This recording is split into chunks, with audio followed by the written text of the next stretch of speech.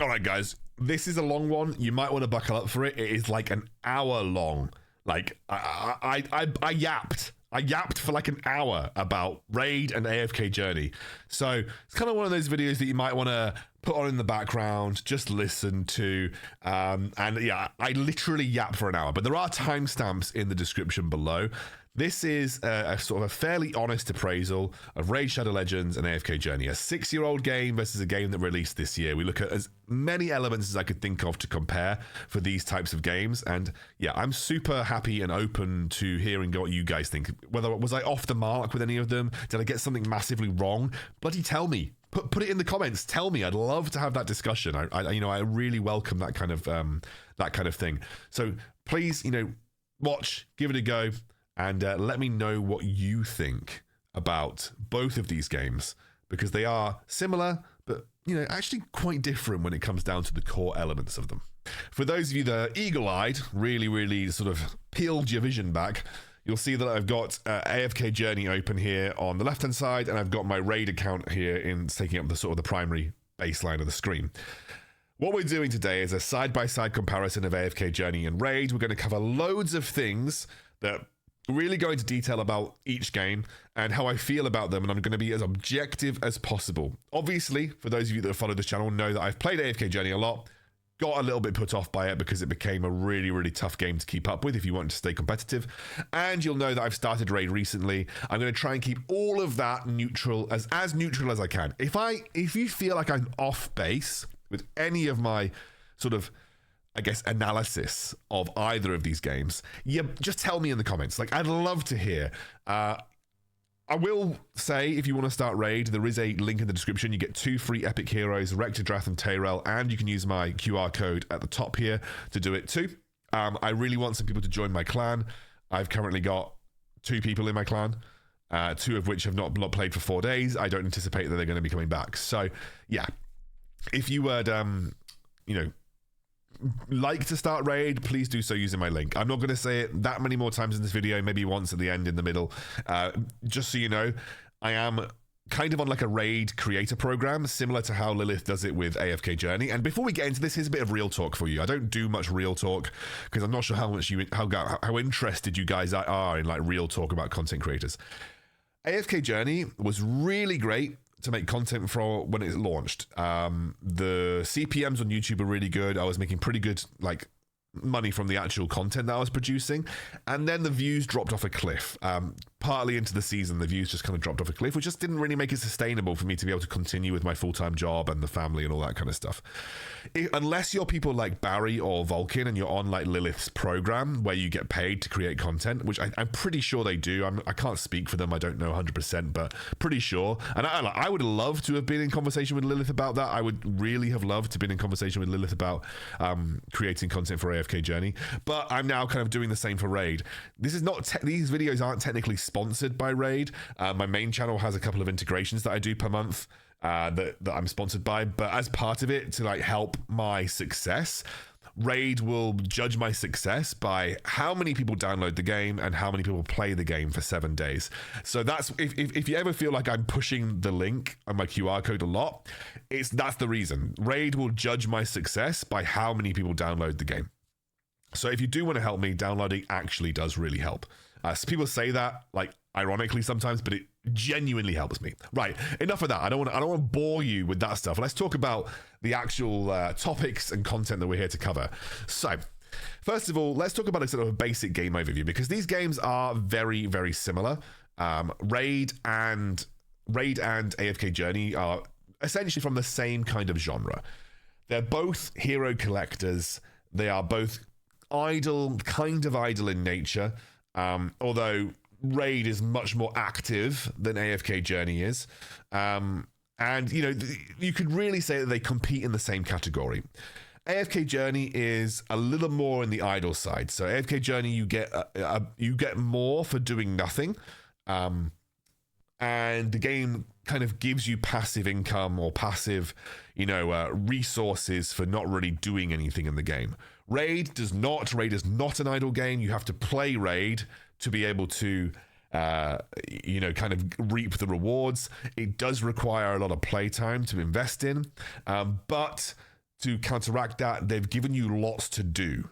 It's almost like you almost can't get that bored with stuff to do in Raid unless you've been playing for like years, realistically. And like they allow you to kind of do stuff in the background where it becomes a little bit idle. So yeah. So realistically, you know, looking at the two overviews, you've got AFK Journey and Raid. They're both hero collectors to an extent. AFK Journey, much more on the idle side, rewards you more for passive income. But both of them have active elements to them. Raid is far more active than AFK Journey, but AFK Journey does include quite a decent chunk of active things for you to do in the game. So those kind of the basic overviews. You know, they are tactical hero collectors where you battle bosses or waves of monsters. You level up your heroes, you gain resources to rank them up in different ways, and then you kind of use that to sort of expand your collection. The whole goal of expanding your collection and getting more powerful is to be competitive in certain elements on the server. AFK Journey has very kind of broad, obnoxious competitive elements. Raid does have server-wide and sort of global-wide competitive elements to it, but also has a lot more isolation in terms of the way you can compete, and I'll talk about that in a moment. That's a basic overview of the two games. AFK Journey came out this year. Raid came out like 6 years ago. 2018, I think, is when Raid was officially released. Although it feels like it's been around for a lot longer than that, but it does say 2018 when I Google it. So I'm going to assume that 2018 was the go-to date. Let's talk now about some baseline stuff, right? Let's talk about game graphics. Going to start off with AFK Journey, which, as you can see over here, like you can see in where I am, it's a huge world, and really anywhere you go, there's just loads of stuff to explore. So, as you can see, massive open world. We're talking like massive amounts of environment to explore. It is way different to Raid in that sense. And in terms of graphical quality, like the style is obviously very different. So when you're looking at comparing them, you know, AFK Journey is a lot more of a kind of cartoony style. If you look at the heroes, like way more sort of, I guess, cartoony, brighter in colors. Whereas you look at Raid, you do not have an open world. This is about all of the movement you can do in terms of a map. This is kind of like your base camp. And when you go and you look at the champions, we would call this more like grimdark fantasy. It's a lot more sort of,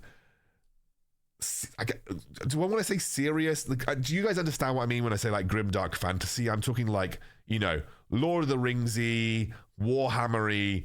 It's darker, it's sort of more realistic in a sense. And when you look at the graphics comparisons, you know, I can't really say that Raid has got better graphics than AFK Journey because they're different. So, you know, if we're going to say like graphics of Raid versus AFK Journey, I guess you could say the fidelity of the characters is a lot more crisp and a lot more kind of detailed, whereas obviously AFK Journey haven't gone down the super detailed path with their characters. They are sort of a little bit more, you know, not blocky, but sort of more, I can't think of the word. Blocky is kind of what I want to say. Maybe you guys have a better word for this. There's a word to describe it where it's a bit more sort of cartoony, less kind of focused on the details, more on sort of the colors and sort of the shapes. Whereas, I mean, Raid is a lot more detail focused. It looks a lot more like a sort of a PC title-esque in terms of the way that they design and build their heroes. You can see, like, look at all the adornments on Sun Wukong. Yeah, I mean, there's a lot of like in-depth detail on Raid, and obviously you can see it here. This is very, very old UI in terms of the UI, but even though I think like Raid from a sort of a graphical quality and detail point of view looks better, it doesn't compare to what AFK Journey brings to the table in terms of the open world. You know, and let's go into a battle. I haven't done a battle. Let's go into a battle for both of these. Let's go on to brutal and see if I can push my a little bit. There we go. So I'll show you a battle of both of these. I'll try and put some of my good heroes in here. There we go. I'll show you a battle, right? So this is what a battle looks like on Raid Shadow Legends. And again, you can do it auto. There's no positioning does matter, and we'll talk about that in a moment, but this is kind of what a battle looks like. Obviously, if you guys have watched AFK Journey, this is what a battle looks like over here. You know, similar kind of vibes. I'd say that, you know, there's a lot more to do in terms of like AFK Journey positioning and AFK Journey the way that you play out the fights. With Raid, yes, there's a lot in terms of target selection. You can obviously take it off auto. You can use individual skills and do it that way. But AFK Journey, in terms of the actual fights, they feel a little bit more engaging. They feel like you have a bit more, I guess, agency over what happens in terms of the way that you play them out. I think there is a lot of agency in Raid, but it just, you know, from a pure baseline perspective, it feels like you have a bit more agency in what you do in AFK Journey. In Raid, a lot of it feels a bit more like you're gated purely by the power level. And yeah, to be completely honest with you, it does feel that way in AFK Journey to an extent. Oh my God, I've got to claim all of these.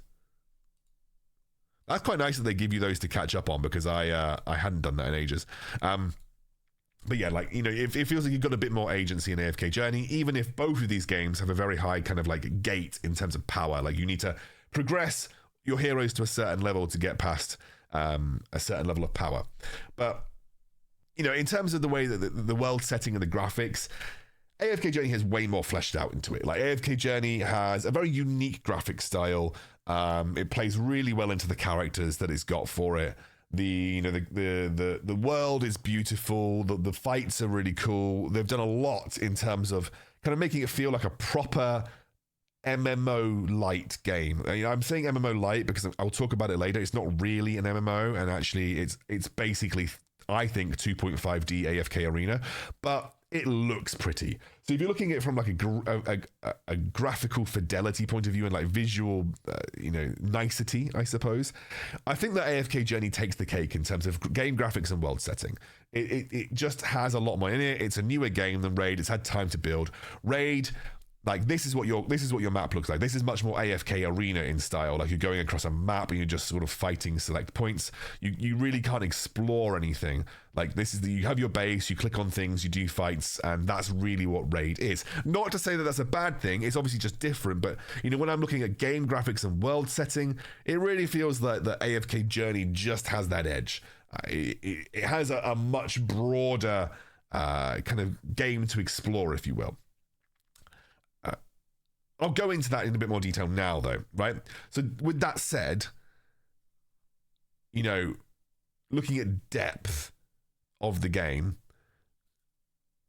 AFK Journey's world means jack diddly, because once you pass through it, you never really go back to it. And like, you see it for see it in niceties for the first time, but realistically, all that you're getting with AFK Journey that is sort of different, and I'll show you now, all you're getting that is different to this. So this is very much, I click to the next battle, I do the next battle, boom, off I go.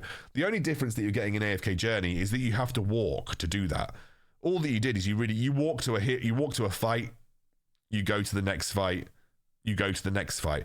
Almost, you know, there wasn't much truly to explore in the open world. There was, you know, it wasn't like Lost Ark where there were secrets to explore and there was hidden areas and that kind of stuff. No, it really was just a really nicely designed linear path. And that really is kind of what AFK Journey was. They do some elements of world quests, but because you can basically fast travel anywhere you like on the map, like, you can really just fast travel anywhere you like on the map, and if you click there, it will literally, you know, teleport you to the closest possible place. There wasn't really this element of actually needing to explore the world. You just kind of teleported everywhere and then walked at the closest possible level that you could. So, you know, that's kind of my take on sort of the depth of those worlds. We'll talk a bit more about the depth of the game in a bit, but let's go back to some more basic stuff. Let's talk about the UI. Both games have, I think AFK Journey's got a cleaner UI, but one of the things that I find difficult with it is that sometimes it's difficult to actually get to where you want to go. But realistically, like, the UI is much crisper. It responds more quickly. It's cleaner. The PC client is nice. It's a very well thought out UI. The UI from Raid is a bit old. Things are a little bit sluggish. Sometimes it's very difficult to find out where you want to go, but they've got options for everything. So once you get used to it, you can kind of navigate exactly where you need to go. I have no problems navigating places on Raid now. And obviously it's quite nice that the UI is kind of split out into certain areas in your camp. So like it's sort of clicking the tavern here takes you to this, clicking the Guardian Ring, and then you've got the rest of your UI elements here. There's a lot in Raid, but once you kind of get used to it, it's not too big of a deal. In AFK Journey, really, I think it visually looks nicer, but sometimes I don't think there is as much clarity in terms of getting to where you want to go. Like sometimes trying to get to the proper events can be a little bit sort of tough. Show me a look here. I have absolutely no idea what I'm doing in this these quests. I haven't even had a look. I think there's sometimes there are things that are hidden behind a few clicks, and even when I was playing for a few months, I sometimes find it difficult to get to the right places. But nonetheless, I think that we can really say it's relatively even on UI. They are both relatively cluttered. AFK Journeys is a bit cleaner, but actually in the way that it's set up on this home screen for Raid, it separates things out nicely enough so that you kind of know where you need to go. After having played Raid for a week, I don't have a problem navigating to where I want to get to. There's still, there's not places that I find where I'm struggling to kind of get through. So this is not like Honor of Kings or like any of those mobile MOBA games where it's very difficult to know what all the bloody icons mean on the screen. Both of these games do a good job of kind of explaining where you need to go to get to things. And I really can't say that the one UI is better than the other. I think they're both fit for purpose. They're both designed incredibly well. All right, we've talked a little bit about hero styling and visuals. I kind of covered that in the graphics. We looked at the sort of the difference in the way that these heroes are designed. Actually, really interestingly enough, and this is something that if you're a gacha gamer, you will have a lot of experience with. But Coldheart is one of the racier characters that you get in Raid. Like a lot of the female characters in Raid, like obviously he's a little bit racy there, but a lot of the female characters in Raid, they are there's actually I've clicked on the 3 ones with boobs. A lot of them are kind of like this. Most female characters in Raid, even though there's a little bit of race, a lot of them are kind of much more. Oh my god, Ken, I keep clicking. I'm not doing myself. Oh no, I'm not doing myself any favors. Okay, I take it back. It's not that bad. And to be honest with you, AFK Journey doesn't do it either. But yeah, they're not sort of outright doing it. It's not like Zenless Zone Zero or that kind of thing. Here's a good example of a female character that isn't 100% sexualized. There you go, another one that's kind of not 100% sexualized. If I had Rector Drath, I'd be able to show you that. I just so happen to show you all of the ones. I'm not going to click on War Maiden because I know exactly what I'm looking. Oh my god, there's more War Maidens. Oh dear, Keenan. All right, I give up. Raid characters are apparently, there's a little bit of it here, like a little bit of sexualization of the female characters. There's a good spread of and diversity of like styles of characters though. So, like there's a good spread of diversity. Like there's a lot of really cool and unique looking designs. All of the factions look quite different. But there's not, I wouldn't say that the sexualization is overt. It's not like super in your face. It's a little more subtle than some of the more anime focused gachas. I was about to make the point that, Raid does a load of really strong, non-sexualized female characters, and I managed to click on about 7 sexualized female characters in a row. Oh well, there you go. On the other side, I was actually surprised when playing AFK Journey that they actually don't do much of that.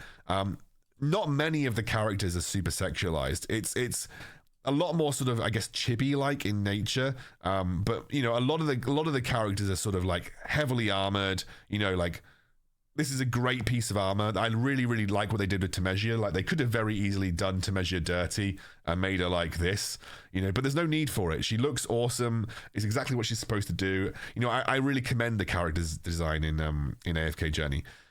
I think it's done really well. There's a few that are like obviously Antandra, and there is the jiggle physics involved, but they're more of the minority in AFK Journey. AFK Journey has again a good spread of different character designs, and actually I think the way that they've designed a lot of their characters is really positive. Like I think there's only a few that kind of have the sexualization to them, with Miriel being kind of like the key one. You can buy some interesting skins for her, but nonetheless, like I think like AFK Journey do a really good job in terms of the way that they present their characters. I really love the character design in AFK Journey in general. But to be honest with you, equally, I do like the character design in Raid. Raid is a lot more realistic in character design. Like they draw from a lot more sort of real world inspirations.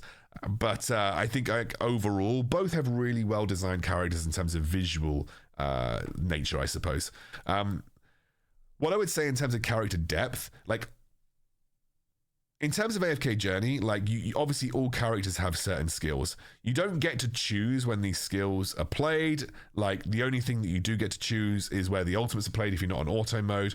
Whereas in Raid, like characters have got up to, well, some of them have got like up to 4 abilities. Some of them have got 5, including a passive like here, the Incarnate. So you've got passive, you've got abilities when you get to a certain ascendancy level, like this one here. If I can ascend Wukong to 3, like he's going to unlock another ability. So a lot of these characters have got, really, really deep kits, and you get to use all of these abilities. And what I would say as well is that there's a lot more sort of debuffing, buffing, status effects, that type of thing that happens in Raid. So there's a lot more depth in terms of the way that you play these things out. Like I'll try and show you. Let's go into an arena match. It's not like I'm in a really, really sort of strong arena category right now. Let's see. I'm probably not going to beat any of these guys. Let's try and find someone that's a bit more sort of my level. This guy's got like 5 epics, right? So we're going to go and we won't start on auto. So with not on auto, you'll have the ability to kind of choose what you want to do. So like here, I can see I've got Lightning Arrow. I've got a Valley of Death. Attacks all enemies 2 times. Lightning Arrows. Increase crit strike buffness for 3 turns if a target is killed. Critical hits could land here. I'm going to try and take out this character. This character is really annoying. It's weak though. Never mind. Okay, so that's what I've used for the first time there. And everyone's burning. We're going to use Sun Wukong now. Try and steal some buffs, which I think we did. We're going to heal everyone and try and cleanse status effects. So you see, there's kind of a lot of decision making that goes in here. We're going to use is this one that attacks everybody. Attacks all enemies. Yep. Boom. Out of pain. Super nice. And let's go in and use Valley of Death. Bonk, bonk. He's revived. Pog. Try and hit her. There we go. She's dead. Now we're going to reduce the defense of all of these guys, which should make it easier for me to finish off. And you can see like there's a lot of sort of strategy involved in choosing where you go. Oh, he bopped me. I'm going to try and take out the Sun Wukong here. Nice. Crit. Decrease res. I want this guy's meter to go down, so I'm going to hit him and turn his meter down. So the meter is what decides how quickly something's attacking. Leech has dropped onto that guy. Let's take this guy out. Nice. Counter attack happened. Now we're just going to get a basic attack, and boom, there we go. And not super high in the arena, but I just wanted to show you what it looks like. Whereas in AFK Journey, you guys kind of saw it. Like you can. Let's go into another battle here. If you take it off auto mode, so I'm going to just I'm going to try and turn it down to not turn it into auto mode. You don't get to choose what the characters do. They also use their other abilities kind of as you go. But what you can do is you can cast your ultimate abilities. So that gives you some agency over the way the fight is played. The other agency that you're going to get when it comes to this is positioning.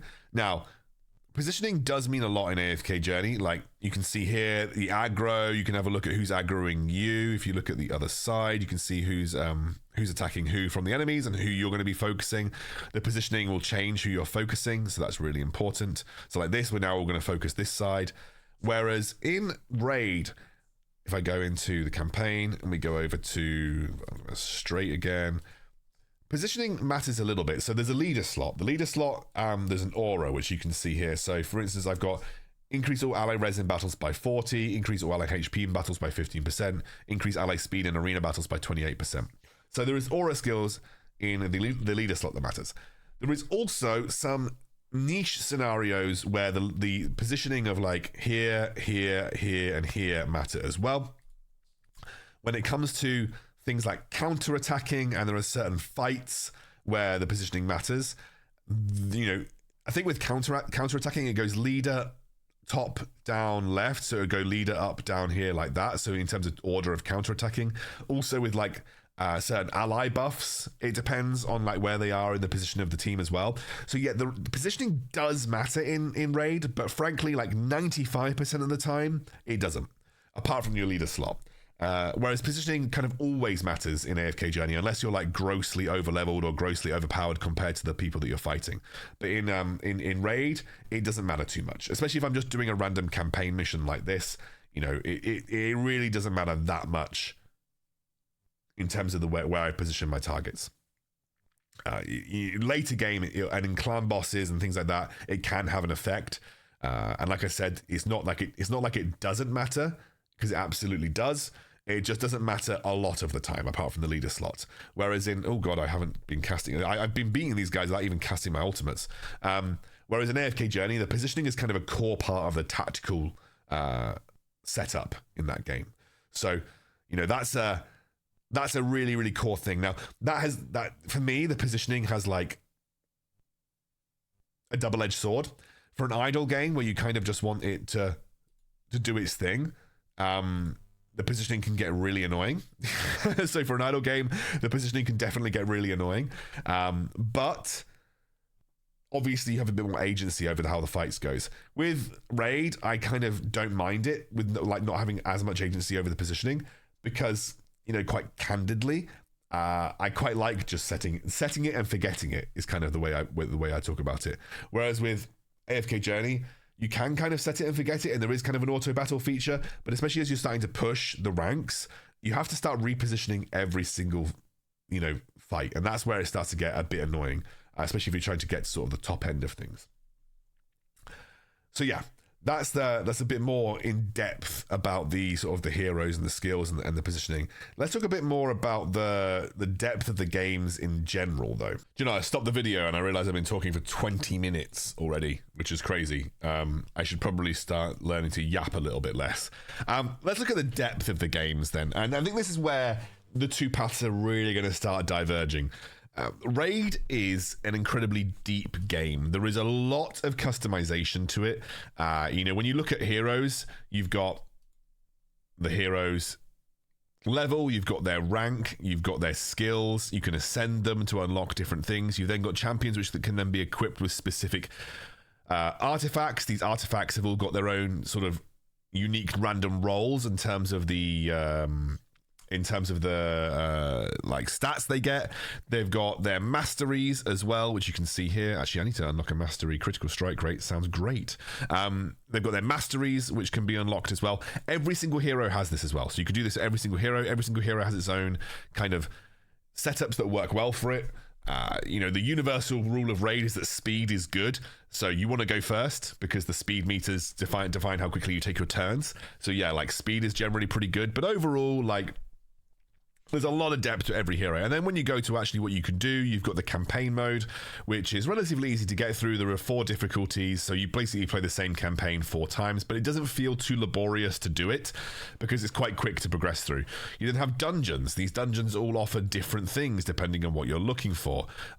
You then have faction wars where you play with specific factions. And actually, I think, have I got some Sacred Order that I can use here?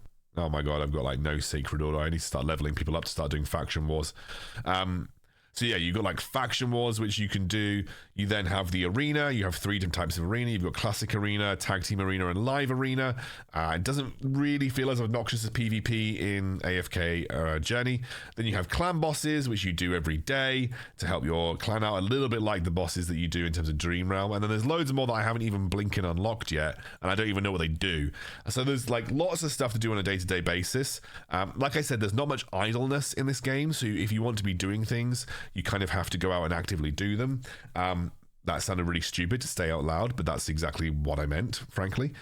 There are things that you can use on the PC client. There's something called an RSL helper, which basically allows you to farm things over and over again. You're farming experience constantly for heroes that you want to work with. You're farming artifacts and items. There is a load of depth. Frankly, when it comes to monetization, this also is a double-edged sword. Everything costs money. Everything and anything that you can upgrade your champion with, you can buy it in some way, shape, or form. And I'll talk about monetization in more depth later on. But the spoiler alert is that Raid is 10 times more obnoxious. And if you thought AFK Journey was obnoxious, Raid is 10 times more obnoxious. But I'm going to go into that in more depth. So stick around for the monetization conversation because it is an important one and it's interesting, especially for those of you that haven't experienced Raid before. And it's not quite as simple as raid is bad. Again, I'm not going to spoil that conversation though, because it's an interesting conversation to have.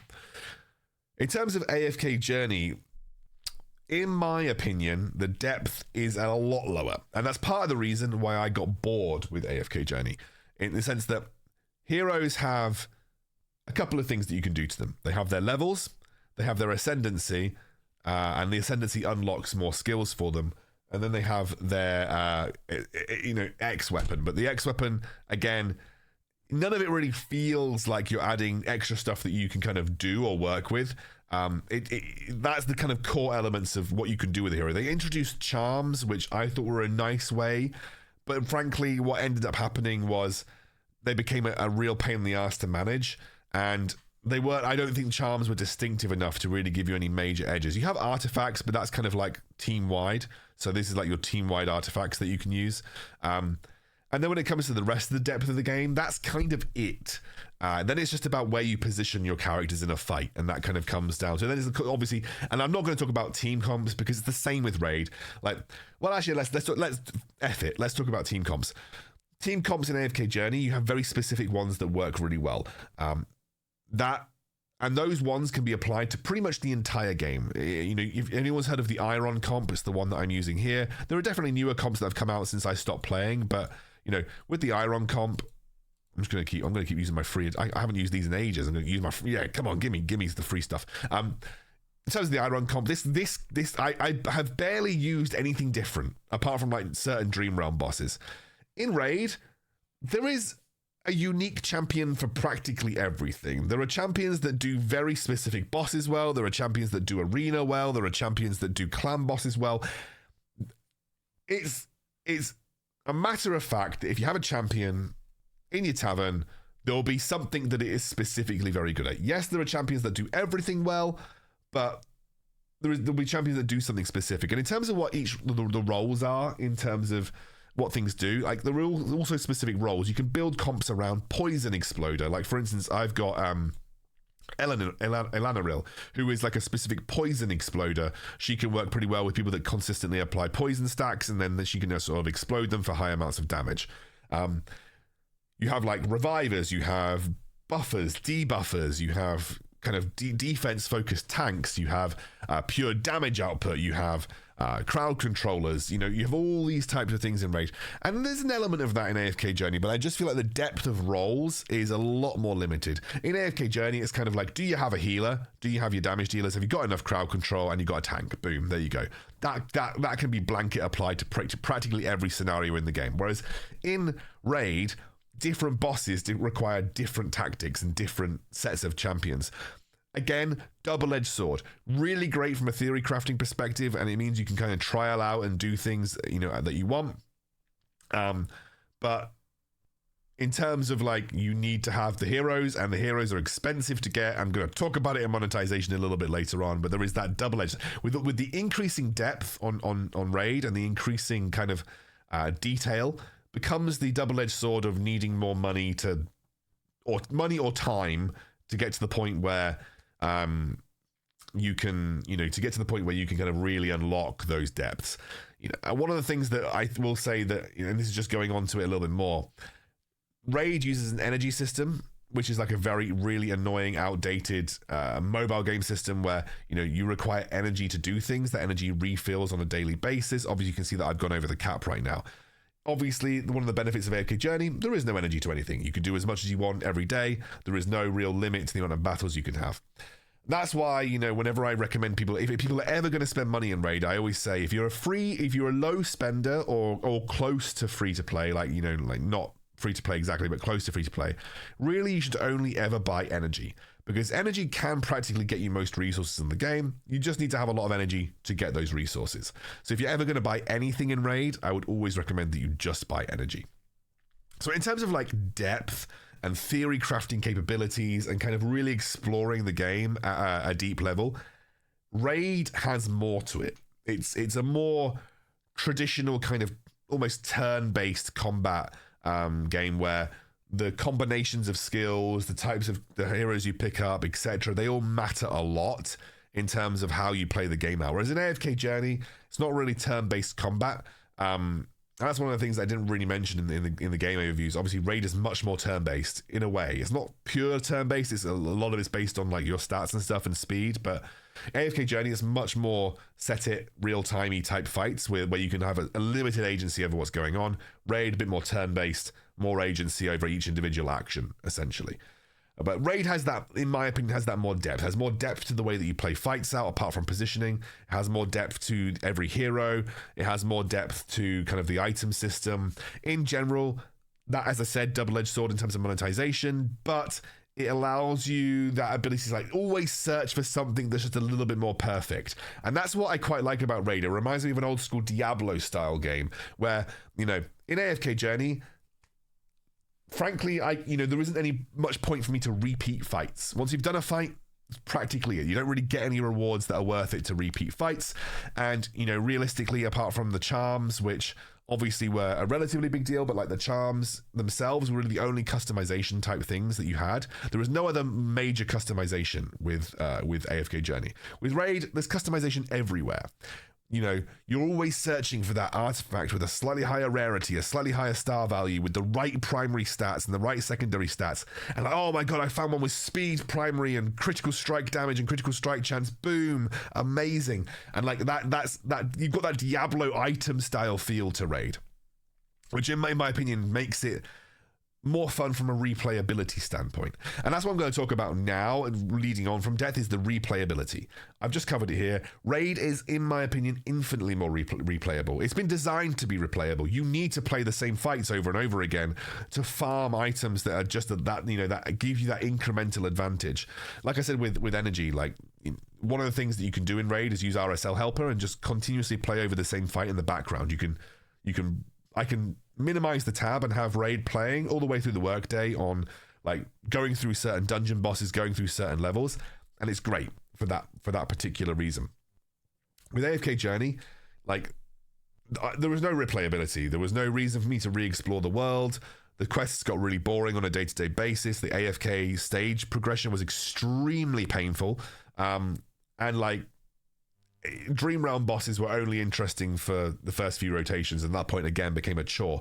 And that's one of the things that I found, and maybe my opinion with Raid will change as I go further and further along, but there always feels like there's a purpose for me doing things in Raid. In Raid, it feels like I'm gonna do this because I need this resource to get my character to the next rank, or I'm gonna do this because I need to find an item that's a little bit better to sort of improve my capabilities. Whereas in AFK Journey, it was like, I've got to log on and do my blinking dailies that get me absolutely nothing apart from slight level increases, which really don't make that much of a difference.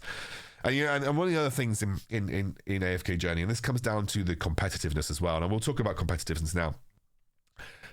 Like, to compete in AFK Journey, you needed to be doing these mundane tasks over and over again. Your seasonal resonance level mattered so much in terms of how you could compete on a daily basis with other people on your server and in your shard. And if you weren't able to compete, you actually weren't even able to get specific resources easily that were important for leveling up your characters. There were basically the Tidal Essence was very difficult to get if you were not competing at the top level in Dream Realm. And even then, it was still limited. So to compete in AFK Journey, you felt like you always had to be logging in, always had to be doing everything, even if it was boring. And that's what burnt me out. Like the competitive part of AFK Journey was, you needed to be there to compete. And if you weren't competing, you actually just were limiting yourself in terms of what you could do. In Raid, there are server and global sort of competitiveness things, but they also introduce like local competitiveness things. They introduce these tournaments and they seed you into tournament groups. I don't know how the seeding works. I assume they put you with people that are kind of at a similar level, but there's all these tournaments, and these tournaments get you very, very powerful rewards if you're able to rank. And actually, I've been able to rank and claim the basic rewards pretty easily, and I've been able to rank on a pretty consistent basis. So for one of them is, the one of them that pops up a lot is Classic Arena Takedown. You just need to complete arena matches and beat arena matches. Right now I'm at 82, so I'm currently at rank 19. So if I just play a bit more, I'll be able to kind of scale my way up and potentially get like this six epic rarity artifacts, which would be absolutely huge. So they introduce the competitiveness on a local scale to you, so you feel like you can compete. So even if you're a new player, you feel like you can compete. The realistic you know, the realistic part, to be truly globally competitive, you have to spend a lot of fucking money, and it's not worth it for most people. And I think like one of the things that has really struck me as different between Raid and AFK Journey is that you're not punished for not being competitive in Raid for the most part. The tournament things are a nice bonus, but like I don't feel sad for missing out on them because they're not really directly affecting or like massively gimping how I'm progressing my account. Whereas in AFK Journey, if you weren't competing and you missed a day, it felt bad, like really bad. And it never felt like you could take time off. You didn't feel like you could take things at your own pace. You had to be on it. And every task, you know, for an idle game, the tasks took half an hour to an hour to 2 hours every day. Like 2 hours is an exaggeration. Didn't take that long, but it took a long time to complete the task. And it was laborious and painful. In Raid, I could be playing for 8 hours a day in Raid, and it wouldn't matter because I'm taking the game at my own pace. And the game is good at making you feel like you can take it at your own pace. Realistically, you know, because there is not a competitiveness forced down your throat, you progress your account purely from a PvE perspective. Like a lot of what you're doing in your account progression is, yes, arena is important, but you know, a lot of what you're doing is really just sort of like, hey, dungeons, how far can I push the dungeons? How far can I push the campaign? I need to push my faction wars. You know, how far can I get on the clan bosses in terms of damage? And arena, like, yes, that's PvP, but there isn't a massive amount rewarded for doing like insanely well in PvP. Well, there is, but it doesn't feel as important to me as it was in kind of like staying at the top of the rankings in AFK Journey. So like it feels like you can take Raid at your own pace and be competitive in your own ecosystems. You can be competitive in your own clan, and the small tournaments that they put together on an almost daily basis. A new tournament pops up, which allows you to be competitive in that particular sort of area, which is great.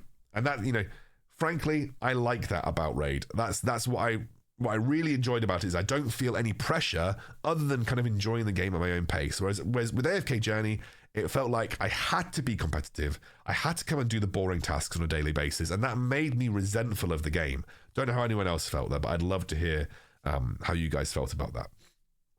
All right.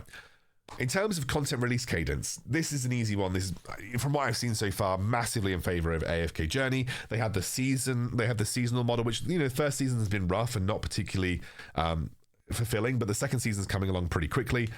So there's the seasonal model in AFK Journey, which obviously is really awesome in terms of like producing new content. There's new heroes that come out. The new heroes that have come out haven't been insanely power crept either, so it doesn't feel like you need them to be able to compete. You can still have just like your core team that does really well. In terms of Raid, you know, from what I've seen, content comes out a little slower. Heroes get released a little slower. And new heroes, especially the mythical ones that have started releasing, tend to be extremely powerful. So there's a lot of power creep in Raid. They like you to spend money. They like you to feel like you're missing out. So in terms of content release cadence and content release, really that's massively in favor of Raid. Sorry, not Raid, AFK Journey. Here's a fun one. Monetization.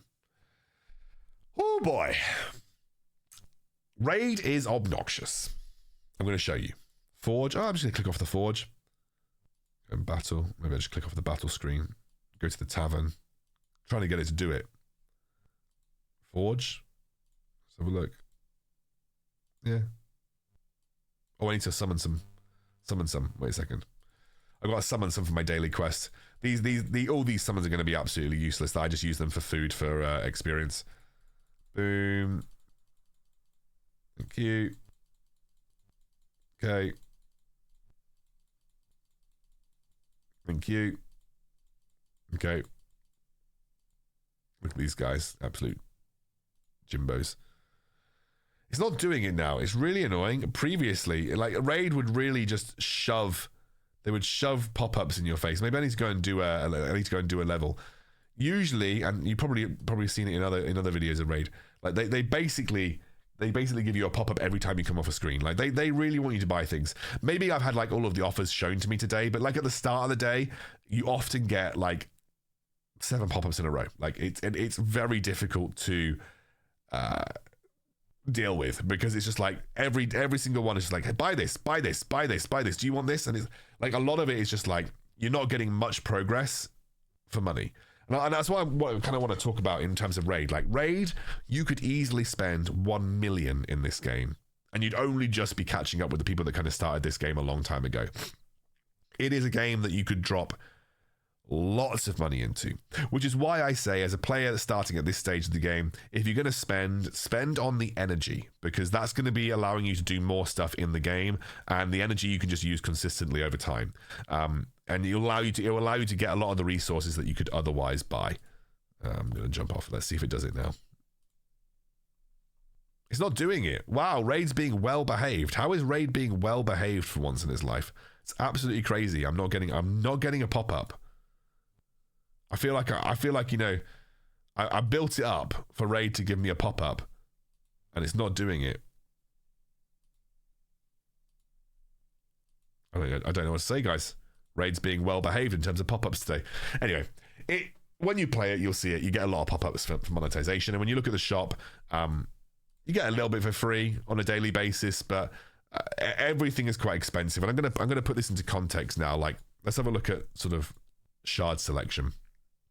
Right? Let's say I wanted to buy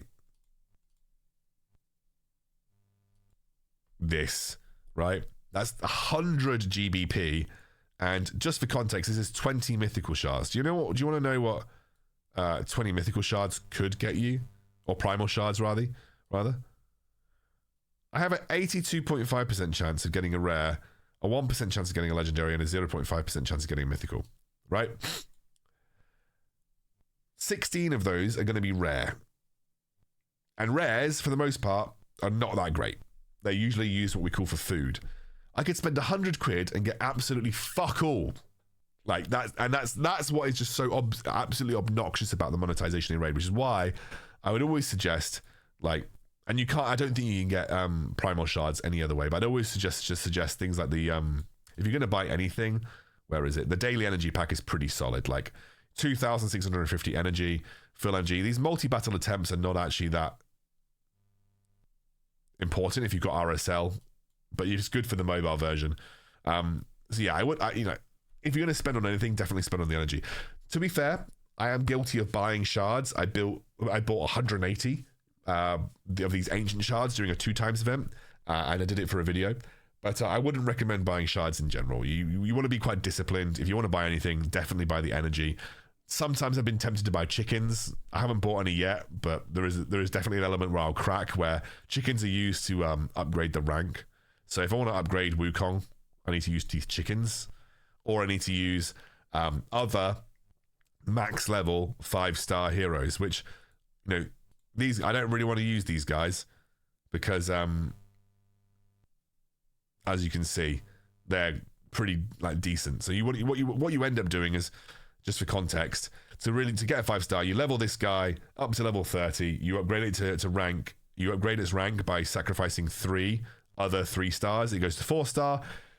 You then upgrade, you then get it to level 40, and then you upgrade its rank to level 5 by sacrificing 4 stars. You need to do 5 3-star champions to 4-star to get 1 5-star to sacrifice.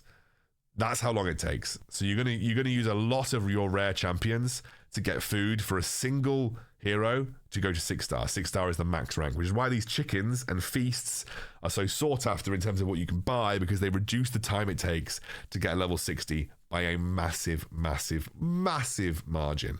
You can kind of expedite the process by using some of the so you can kind of expedite it by using some of the brews, which kind of give you experience without having to like use them or grind experience out through the campaign.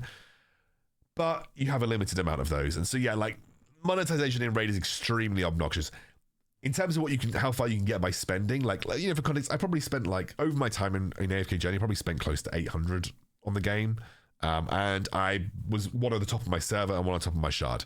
And then I was able to maintain that by doing stuff every single day.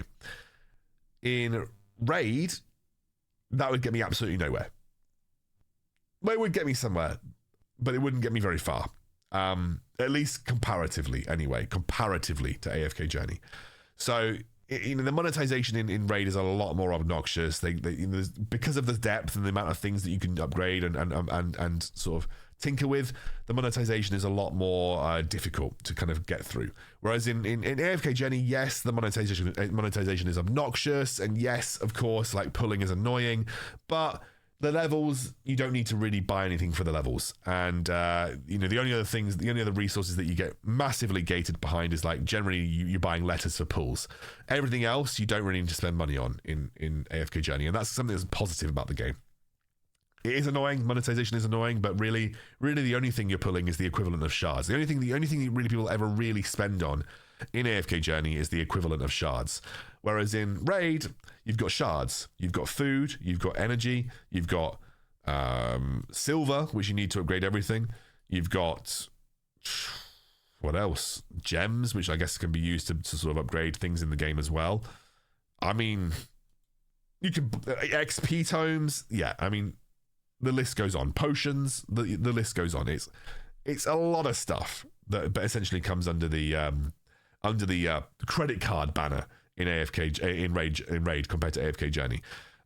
But because there is no real need to compete, and you can kind of take the game at your own pace and enjoy it at your own speed, it's less obnoxious in that sense. But it is still obnoxious.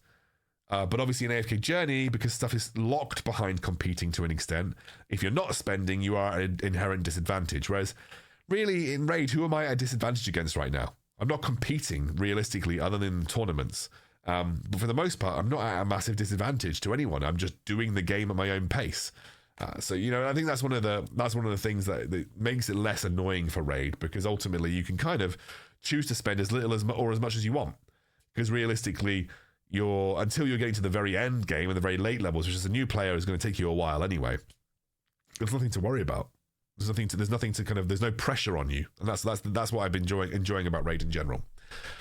So that leads me to my final point, which is the better game.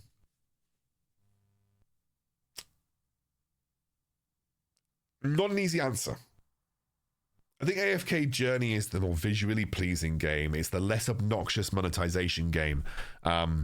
It's got really well thought out, overworld maps.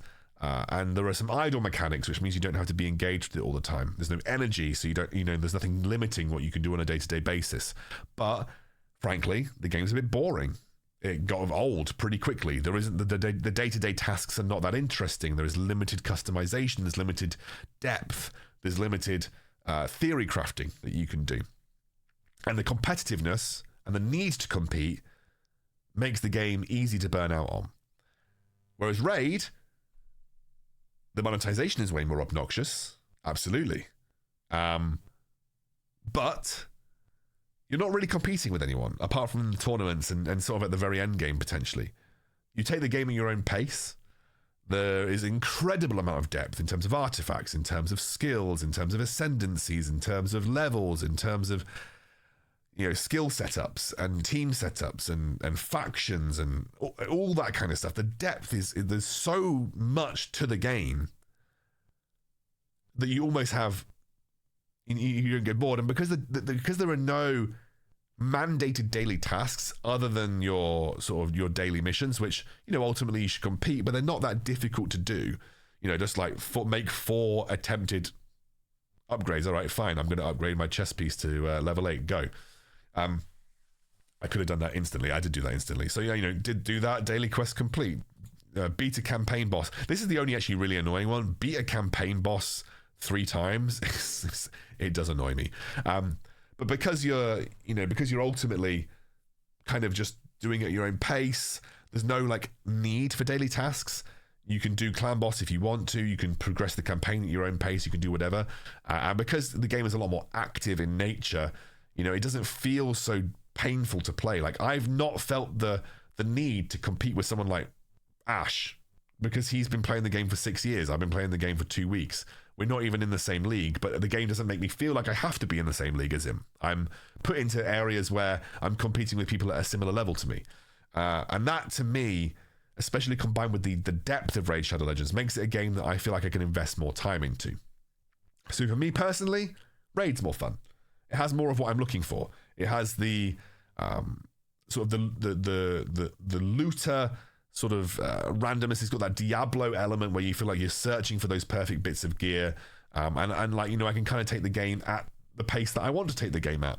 Whereas with AFK Journey, like there was almost this need to log in every day. And I got to the point where I was loading up the app because I was like, oh, I'm going to spend half an hour doing the most boring tasks possible just because if I don't, I'm going to get punished for it.